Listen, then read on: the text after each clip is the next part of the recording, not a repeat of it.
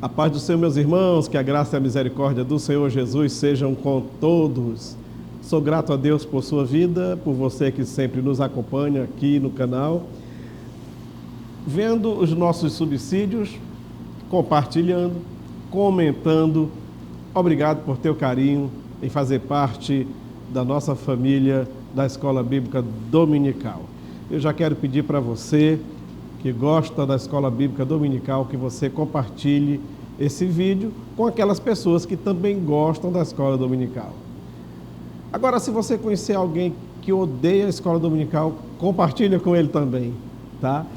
Nós vamos fazer só um subsídio, não é o comentário da lição, apenas um subsídio para dar um reforço, uma ajuda ao professor e também ao aluno no entendimento das nossas lições. E a lição desse trimestre que estamos estudando, o tema principal é a carreira que nos está proposta. A carreira que nos está proposta, o caminho da salvação, santidade e perseverança para chegar no céu. A lição de hoje é a lição de número 10, lição 10, para 9 de junho de 2024. E o segundo domingo de junho comemora-se o Dia do Pastor. Parabéns para você, pastor, homem de Deus, que tem se dedicado à obra do Senhor. E para você, pastor, que ama a escola dominical, que se esforça para que esse departamento funcione a contento na igreja que você pastoreia. Parabéns, que Deus abençoe a cada um, em nome do Senhor Jesus. Muito bem, o assunto da lição de hoje é desenvolvendo uma consciência de santidade. Desenvolvendo uma consciência de santidade. O texto de ouro da nossa lição, o texto áureo, diz: segui a paz com todos e a santificação, sem a qual ninguém verá o Senhor. Hebreus capítulo 12, versículo 14. A verdade prática diz: na jornada para o céu, devemos estar conscientes a respeito da necessidade de ter uma vida santa para nos encontrarmos com o Senhor. A nossa leitura bíblica em classe está em 1 de Pedro, capítulo 1, versículos 13 até o 21, e diz-nos assim: portanto, cingindo os lombos do vosso entendimento, sede sóbrios e esperai inteiramente na graça que se vos ofereceu na revelação de Jesus Cristo. Como filhos obedientes, não vos conformando com as concupiscências que antes havia em vossa ignorância. Mas, como é santo, aquele que vos chamou, sede vós também santos em toda a vossa maneira de viver. Porquanto escrito está: sede santos, porque eu sou santo.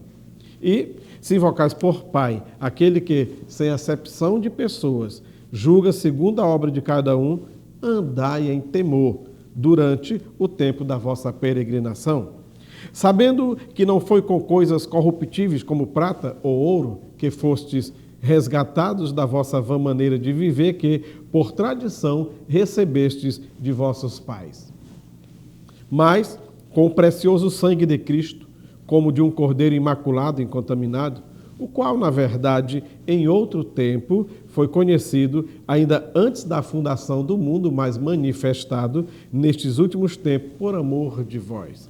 E por ele credes em Deus, que o ressuscitou dos mortos e lhe deu glória, para que a vossa fé e esperança estivessem em Deus. Amém? Bom, a santidade é um atributo pelo qual o Senhor Deus se faz conhecido. Ter consciência de que Deus é santo também implica ao crente tornar-se santo, para que possa exatamente manter esta comunhão com o seu Criador, que é santo. A santidade anda acompanhada com a justiça. São atributos divinos que não se contradizem. Logicamente, o cristão, na sua caminhada, precisa viver uma vida de justiça e de santidade. A palavra-chave desta lição é exatamente a palavra santidade. E diz-nos assim a nossa introdução: a palavra consciência nos remete à ideia de percepção a respeito de algo que está em nossa volta, ter consciência do que está passando-se. É o estado em que estamos despertos, acordados e lúcidos no tempo presente. E por isso sabemos que existimos. É aí quando alguém sofre um acidente, que vai para o hospital, alguém pergunta, como é que está fulano? E está hospitalizado. O acidente foi grave? Foi. Como é que ele está? Não, está consciente, está consciente. Ou seja, sabe o que está se passando em redor. Essa é uma explicação para a palavra consciência. Desse jeito, o crente em Jesus que iniciou a sua jornada de fé com Cristo deve estar consciente a respeito de viver uma vida santa. Tem que ter consciência que tem que viver uma vida santa. Não pode mais viver de qualquer jeito, não pode mais viver conforme as regras e os ditames do mundo, afinal, o Filho de Deus, o crente em Jesus, na sua caminhada, ele está caminhando exatamente na contramão do mundo, certo? Bom, o nosso primeiro tópico, a perspectiva bíblica da santificação. E o primeiro subtópico, santificação no Antigo Testamento, do hebraico kodesh. Santidade é um substantivo masculino que significa colocado à parte, separado dos outros, tá? Colocado à parte. E também significa sacralidade, certo? Essa palavra deriva da raiz verbal hebraica kadash, que traz a ideia de consagrar, santificar, preparar, dedicar, ser consagrado, ser santo, ser santificado, ser separado. Nesse sentido, a palavra kodesh aparece cerca de 469 vezes no Antigo Testamento. Já no Novo Testamento, que foi escrito no grego koine, a palavra, o verbo grego hagiadzo. Só uma explicação aqui, um parênteses. Professor, quando você estiver falando em sala de aula, tem a letra que nós conhecemos aqui no nosso alfabeto, a letra G.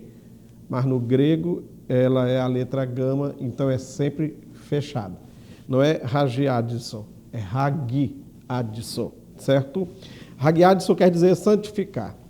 Traz a ideia de tornar santo, purificar ou consagrar e também venerar.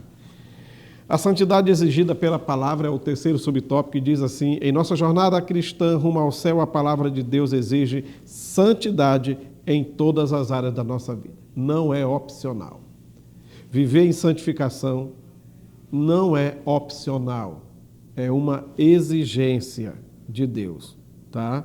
O crente em Jesus não pode ter compromisso com o comportamento pecaminoso, visto que em sua lida diária ele tem um compromisso de buscar um estilo de vida santo.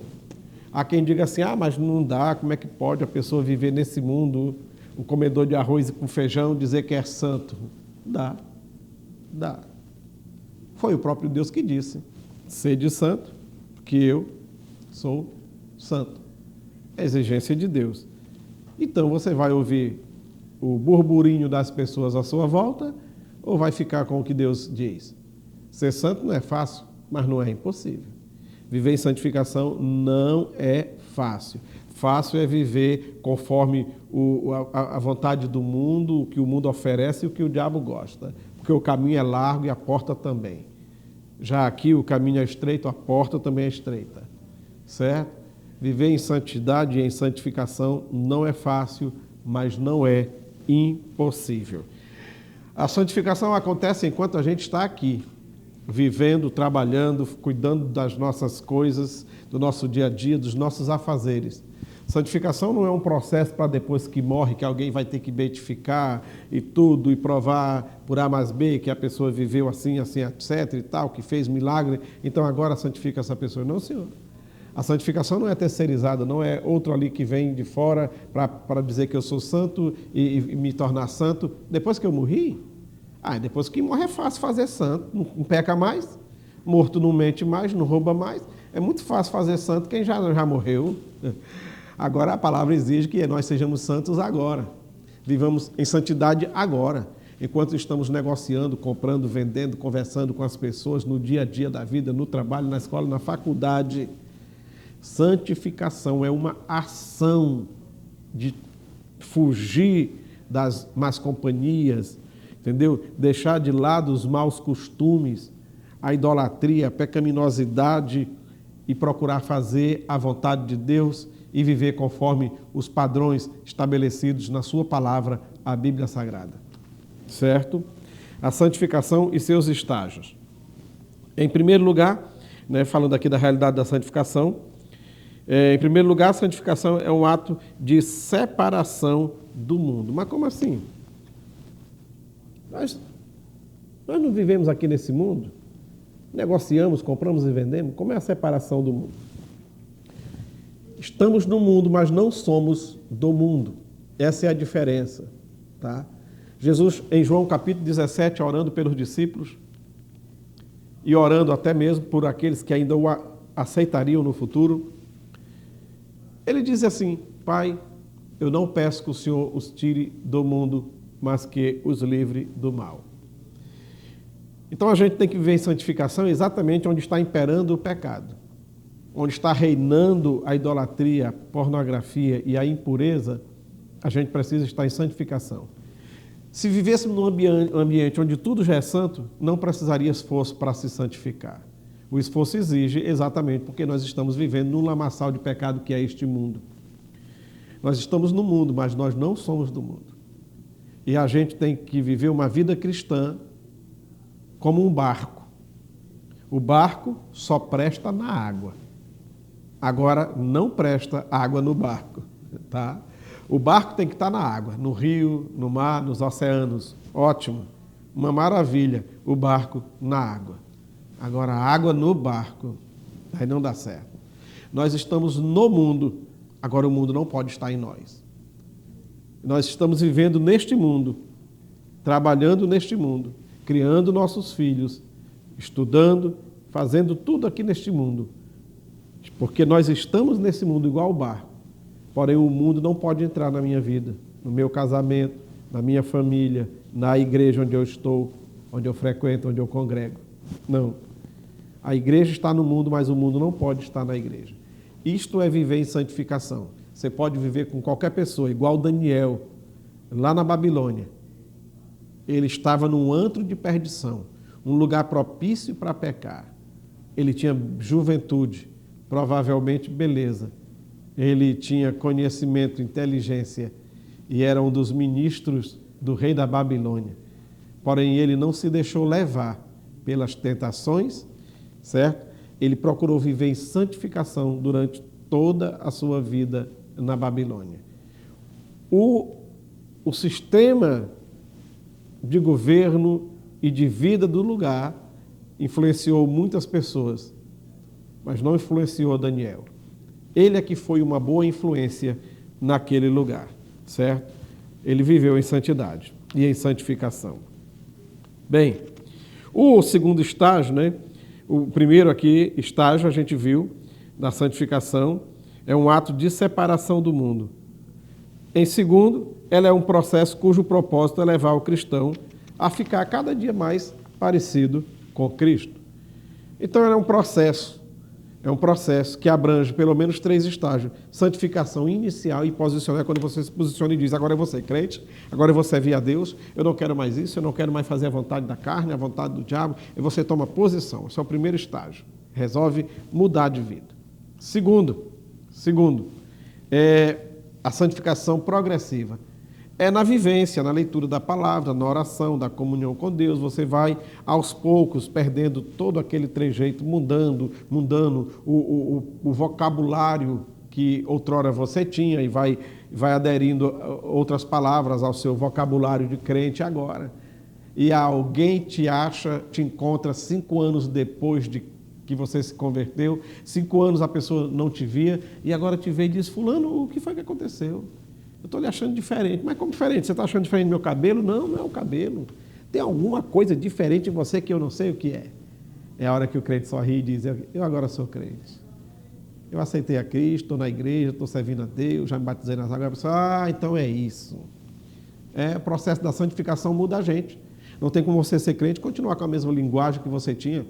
Não tem como você ser crente e continuar do mesmo jeito. Não mudar nada, não muda nada. Tem até um hino que eu achei um tanto quanto esquisito, que diz assim: você é um espelho que reflete a glória do Senhor. Agora, não fique triste se alguém não notou. Como é que não vai notar, meu irmão? Então não mudou nada. Se realmente você é um espelho que reflete a glória do Senhor, tem que mudar, alguém tem que ver essa diferença. Não é possível. Não fica do mesmo jeito. Isto é, santificação, certo? Viver em santidade, repito, não é fácil, porém, não é impossível, não é impossível. O nosso terceiro tópico fala-nos sobre o julgamento do Deus Santo. Eita, o julgamento do Deus Santo é: se tem alguém que tem a primazia em julgar, é Deus. Agora, ele também é o nosso parâmetro. Ele diz, vou repetir o texto que nós lemos, o texto bíblico: mas como é santo aquele que vos chamou, sede vós também santos em toda a vossa maneira de viver, porque escrito está. Aí Deus diz assim: sede santos, porque eu sou santo. Se o próprio Deus é o nosso parâmetro, então olhemos para ele. Existem pessoas nesse mundo, homens e mulheres de Deus, que nos servem como exemplos de vida. Porém, o parâmetro para o crente continua sendo o nosso Senhor e Salvador, Jesus Cristo, certo? A santidade, ela é exigida para quem deseja morar no céu.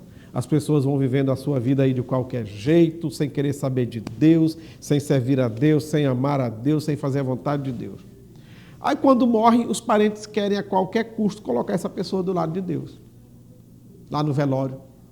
E ficam lá fazendo suas orações, suas rezas e mil e uma coisa. Aí vão no dia de finados, lá no cemitério, fazer de tudo para colocar a pessoa no céu, no lugar santo, de lado do Deus Santo. Espera aí. Ao longo da vida, ele viveu uma vida de santidade, de santificação, para ir para o céu, que é santo, ao lado de um Deus Santo? Não.